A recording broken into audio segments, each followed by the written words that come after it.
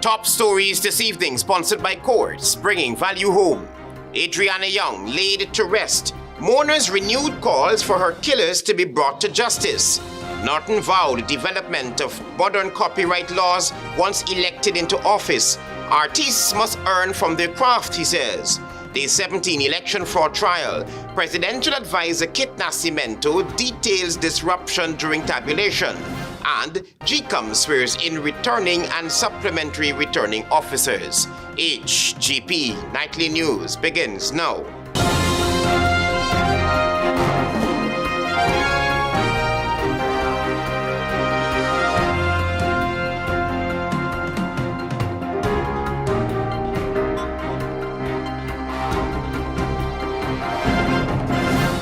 Good evening to our viewers here in Guyana and online. I'm Travis Chase with the Monday, June 23 edition of the HGP Nightly News. We have what you need to know this evening.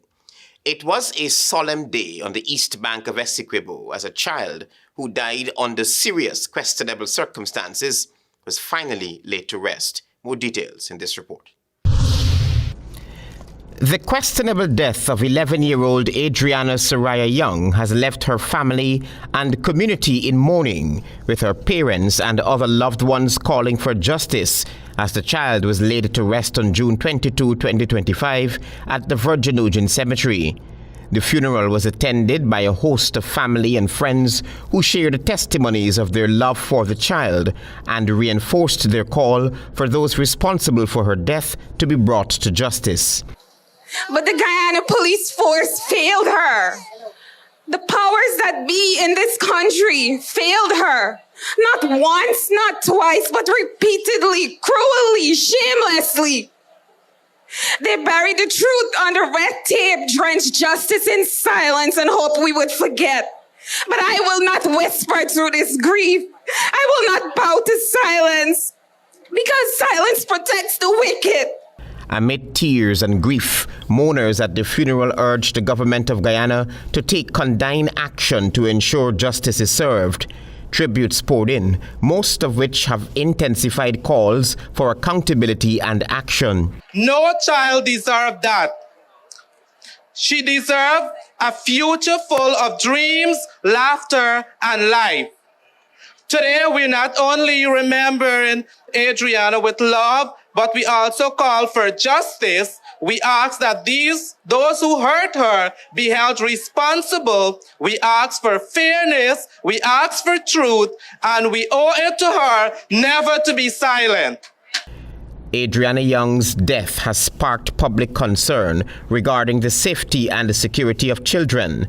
Nicole Cole, who sits on the Rights of the Child Commission, also called for stringent measures to prevent such incidents and ensure the well-being of children across Guyana. That's going forward, all hospitality, the tourism and hospitality industry tag must have a child protection policy.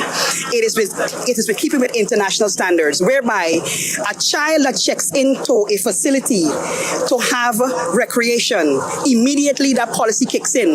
There is a child protection officer. Everyone there is trained, from the guard right down, the receptionist. And so if someone is there watching the child, it would also force hotels and all hospitality places to have a lifeguard. The body of the grade 6 pupil of Parika Salem Primary School was retrieved from the pool of the Doubleday Hotel on April 24. The same pool had been searched before. 3 pathologists concluded that 11-year-old Adriana Young died as a result of drowning. However, after conducting a second autopsy, Dr. Carol Terry, Chief Medical Examiner of Gwinnett County, Georgia, said that she would be reluctant to say that Adriana Young drowned, maintaining that drowning is a diagnosis of exclusion. Travis Chase, HGP Nightly News. Antonio Day tells us now that leader of the People's National Congress Reform, Aubry Norton, is adamant that should he be elected to office come September 1, 2025, modern copyright legislation will be on the agenda to allow young artists the ability to monetize their talent. chiding the incumbent regime amid its failure to enact a modern copyright legislation, which serves as a custodian of intellectual property, was opposition leader Aubrey Norton. This will be on the agenda, according to Norton, should he be elected to office come September 1st, 2025. Our innovative and talented youths will benefit from the APNU government introduction of intellectual property laws, inclusive of copyright laws to facilitate the monetization of their skills. The presidential candidate for a Partnership for National Unity, APNU, explained that given that Guyanese are multi-talented, the enactment of key legislation is important. There are rules, and one of the things you can do is insist that radios, play, and television use a certain amount of local talent. Attorney General Anil Nandalal had earlier this year said Ghana was awaiting Caribbean Community Model copyright legislation before replacing the 1956 British Copyright Act that Ghana had inherited from Britain due to attaining independence in 1966. This to date never came into being. Norton expounded on how artists can earn from their craft with a robust copyright legislation. Now, we also believe that as a government, you can help artists by ensuring that they have a livable income like we intend to do with athletes once they arrive at the national level. And so we will put a slew of measures in place to facilitate the development of these artists and them transforming the talents into earnings. The presidential hopeful also noted that while key legislation is important, artists must ensure par excellent performances. Attorney at law Tini Husti, during a previous interview with Nightly News, expressed grave concerns regarding intellectual property violations, given the lack of a robust legislation. The extent of the extent to which one can think of copyright violations, it's mental or intellectual rape, because someone has come and taken what you have done and produced from your mind without asking you. Antonio Day reporting for the HGP Nightly News. A key witness in the high-profile election fraud trial has testified that a well-known political figure disrupted vote tabulation during the 2020 general elections. The witness, Kit NASCIMENTO, an advisor to the president, detailed events that unfolded at GECOM's command center on March 4, 2020, while under cross-examination on day 17 of the trial. Tiana Cole will tell you more. 93-year-old Kit NASCIMENTO, who served as an independent observer during the 2020 elections and now advises President Irfan Ali, told the court he visited 4 polling stations on election day and later reported to the Private Sector Commission. He testified that on March 4, 2020, at GECOM's command center, he observed tabulations being called by returning officer Clement Mingo, and PPPC representatives objected, and GECOM Chair Claudette Singh entered the room and halted the process. NASCIMENTO said the proceedings were then disrupted by Carol Smith Joseph, described as a known PNC figure who shouted at Mingo to continue and ignore objections. When asked to identify Smith Joseph in court, NASCIMENTO was unable to, though she was present in the courtroom. Shortly after, defense attorney U.C. Anderson told the court that the witness's wife seated in the courtroom pointed towards the direction of the defendant. Magistrate Faith McGusty then ordered the woman to leave. Under cross-examination, attorney Nigel Hughes asked if NASCIMENTO gave false information to police in August 2020. The witness said he could not answer because the question was unfair. The magistrate asked the prosecution to clarify the witness's function in the court to avoid evoking certain privileges. NASCIMENTO admitted that in his 2020 police statement, he made no mention of the March 4 events until a later time. In the afternoon session, attorney Anderson questioned him on his income sources since President Ali took office. NASCIMENTO said he was specially appointed by the president to assess 19 state-owned entities. When asked about his support for the PPPC 2020 manifesto, NASCIMENTO said he did support it but maintained he was an independent observer during the elections. The trial was adjourned to June 25. This ongoing case involves several former GECOM officials and political operatives accused of attempting to rig the 2020 general elections. They faced 19 charges related to electoral fraud. The prosecution plans to call about 73 witnesses. Tiana Cole reporting for the HGP 93 News. Thank you, Tiana, for your reporting. Stay with us. There is more news ahead.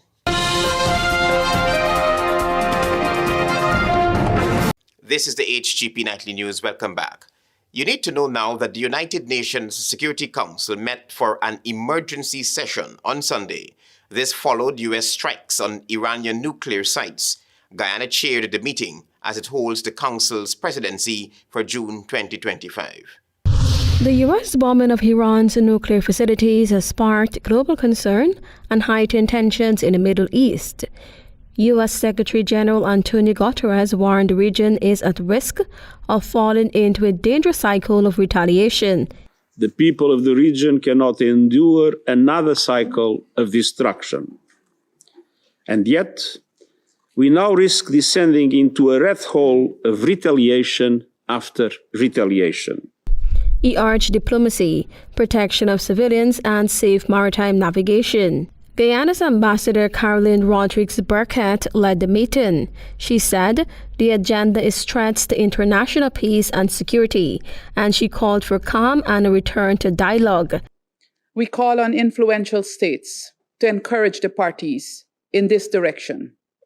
Resist the temptation to fan the flames of conflict, given the potentially grave humanitarian and security impacts. Iran's UN Ambassador Mir Saeed Arvani said Iran's military will decide when and how to respond. We will take all measures deemed necessary at our disposal to protect our people. The timing, nature, and the scale of Iran's proportionate response will be decided by its armed forces.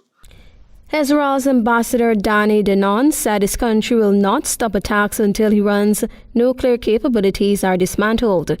Thank you. Thank you to the United States for removing the greatest threat to global security. Thank you, President Trump, for acting when so many hesitated. Thank you for protecting the free world. Meanwhile, acting U.S. representative to the United Nations Ambassador Dorothy Shea told the Council Iran must be stopped. This Council must call upon the Iranian regime to end its 47-year effort to eradicate the State of Israel, to terminate its drive for nuclear weapons, to stop targeting American citizens and interests, and to negotiate peace in good faith for the prosperity and security of the Iranian people and all other states in the region. Tiana Cole reporting for the HGP 93 News. With the police now, a castle security guard is being hunted after he turned his service weapon on his place of employment and escaped with the day's earnings. Police are searching for a 24-year-old casino security guard who held the casino staff at gunpoint and escaped with 13.1 million Guyana dollars. Police were called to the Fantasy Gaming Lounge on Sunday morning after the lawmen received reports that gunshots were heard inside the gaming lounge. When the police got there, they were told that the casino's security guard used his service weapon, a 9mm pistol, and shot at an electric door and demanded that the casino's cashier open the very door. Police said the cashier was scared and complied with the robber. Once through that door, the robber then ordered the cashier to open the vault and place all the cash into a garbage basket. Nightly News understands that after the cash was packed into the garbage basket, the robber then walked out of the building, then onto the East Coast Railway embankment. Police cameras captured the moment the robber stopped a silver-grey Primo Moto car, PZZ 5690, and drove off in a western direction. Police said the car then turned north onto Pump Road, west onto the Rupert Craig Highway, then somehow vanished. Investigators said that they processed the scene at the Fantasy Gaming Lounge and retrieved one 9mm spent shell. Police searched the home of the suspect, but no cash was found. The spent shell was marked, sealed, and lodged. Police say efforts are being made to locate the motor car and the suspect. Travis Chase, HGP Nightly News. This is the HGP Nightly News. Stay with us. There's more news ahead.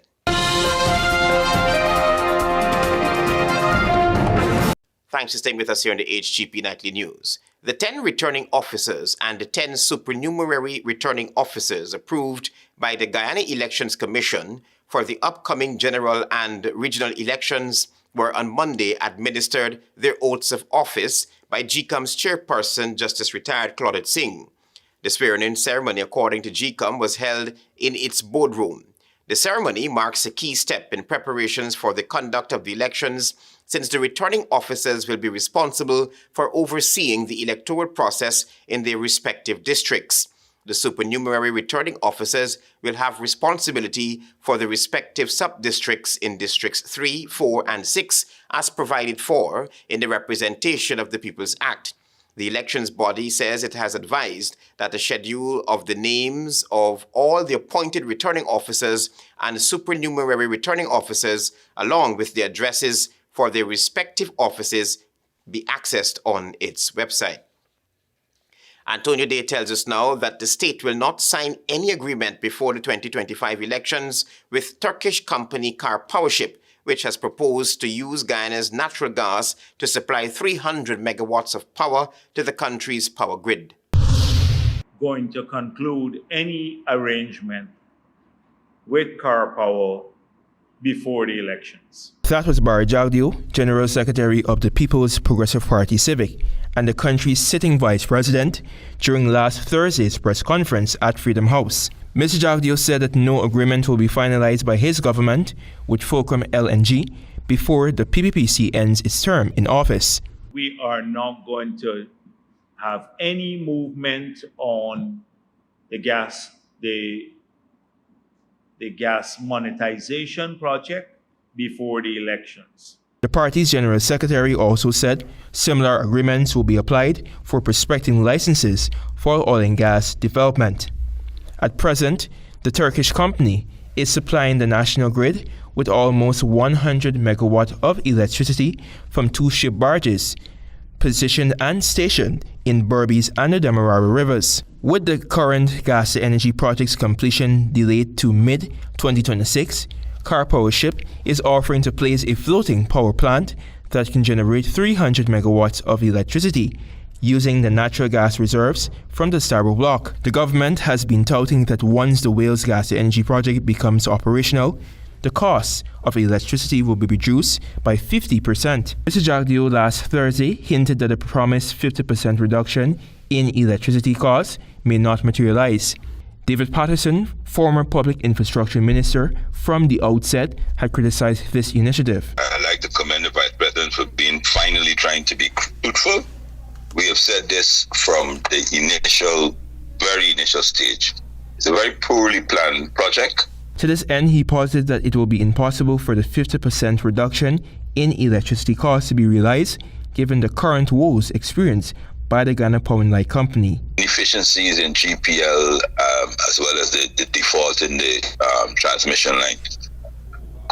You had to add on an additional 11 US cents. That's what we're paying now. Antonio Day reporting for the HGP Nightly News.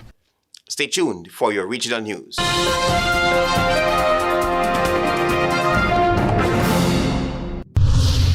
Good evening and welcome to Monday's edition of the Regional News. An 8-year-old girl was among 3 people who died in the motor vehicle crash at the intersection of the Salt River and Mitchelltown main roads in Clarendon on Saturday morning. According to reports, the incident occurred around 9:15 a.m. and involved a 2003 white International motor truck and a 2016 green Toyota Corolla motor car. Along with a child, the 44-year-old woman and a 46-year-old man were killed in the collision.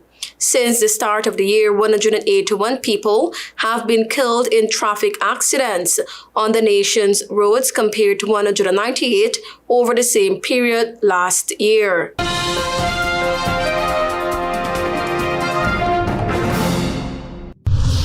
Eight people were killed after a hot air balloon carrying 21 passengers, including the pilot, crashed and sank in Brazil's southern state of Santa Catarina, state officials said. The tourism balloon caught fire during the flight in early morning hours, crashing in the forest area in the city of Praia Grande, according to the state fire department. The city is a popular tourist spot for balloon trips in Brazil. The Santa Catarina government estimates that 25 to 30 hot balloons depart daily from Praia Grande in peak season, with most of them having capacity to transport as many as 25 people. 13 survivors were transported to nearby hospitals, according to the fire department. In a post on X, Brazilian President Luiz Inácio Lula da Silva expressed solidarity with the families of the victims, saying the federal government is available to local and state forces acting in the case.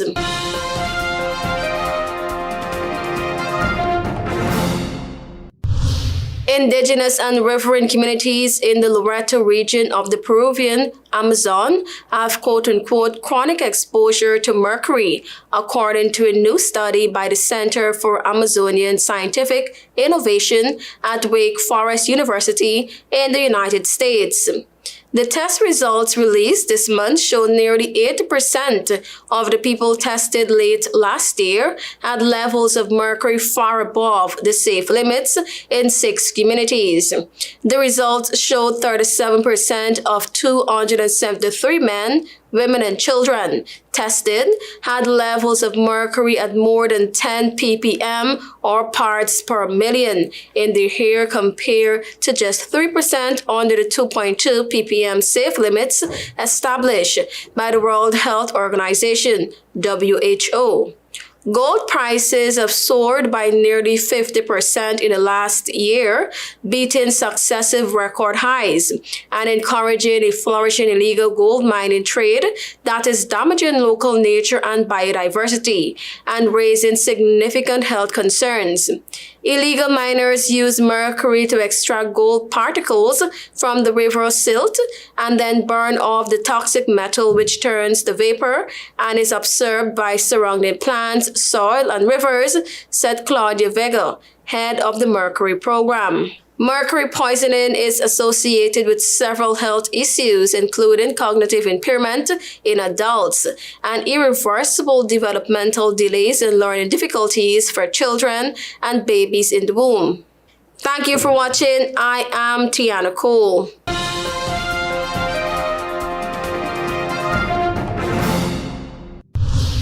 Adriana Young laid to rest mourners' renewed calls for her killers to be brought to justice. Norton vows development of modern copyright law. Once elected to office, artists must earn from their craft, he says. Day 17 election fraud trial, Presidential Advisor Kit NASCIMENTO details disruption during tabulation, and GECOM swears in returning and supplementary returning officers. Those are our major headlines. For these stories and more, please go to our website. It's www.hgptv.com. I'm Travis Chase. Thanks for watching. Goodbye.